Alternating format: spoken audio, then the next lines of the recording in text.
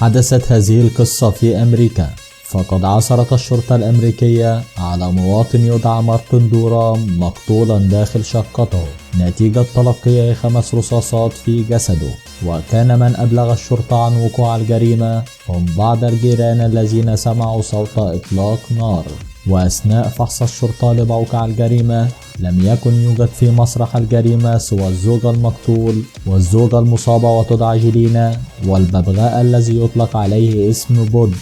وعند استجواب الزوجة المصابة عن ما حدث لم تصل الشرطة إلى القاتل، واعتقدت أنهم ضحية لهجوم غاشم أطاح بزوجها وكاد أن يقتلها لأنها كانت مصابة أيضا، مما جعل الشبهات المتعلقة بالجريمة تبتعد عنها. وكان مارتن متزوج من امرأة أخرى تدعى كريستينا كيلر، لكنه كان قد طلقها قبل أن يتزوج زوجته الحالية. حضرت هذه الطليقة من أجل أن تأخذ الببغاء ليعيش معها لتعتني به.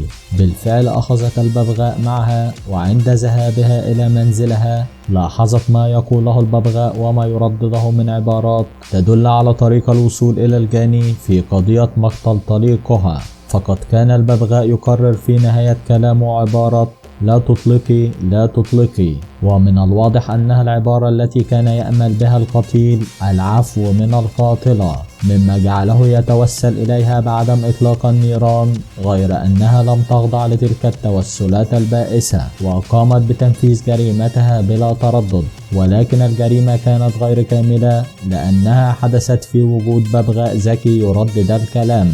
لم تتوانى كريستينا في الذهاب إلى السلطات الأمريكية المسؤولة عن ملف القضية، وهناك قام الببغاء بترديد الحوار الذي دار قبل وقوع الجريمة، وذلك ما أثبت تورط زوجته جيلينا مما أدى إلى القبض عليها. وقامت الشرطة بتوجيه الاتهام إليها بقتل زوجها مع سبق الإصرار والترصد. وعند التحقيق معها استطاع رجال الشرطة التأكد من أن زوجة القتيل هي التي قامت بتنفيذ جريمة قتل زوجها بإطلاق 5 رصاصات متتالية باتجاه جسده. كما أثبتت الشرطة أن القاتلة حاولت أن تنتحر بعد أن انتهت من جريمتها باستخدام نفس المسدس الذي قتلت به زوجها، غير أن محاولة الانتحار قد باءت بالفشل، لذلك كانوا قد عثروا عليها مصابة أيضا بمسرح الجريمة.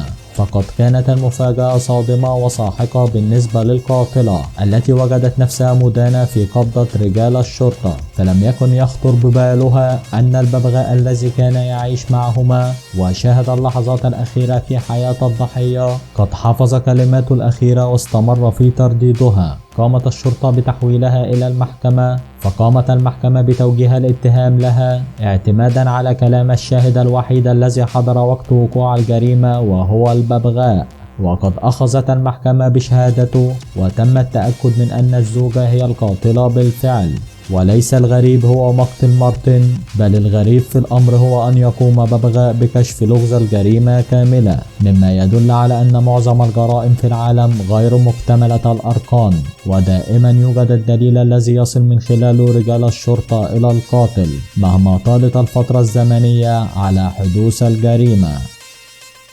شكرا لكم مشاهدي قناتنا الكرام، وإلى اللقاء.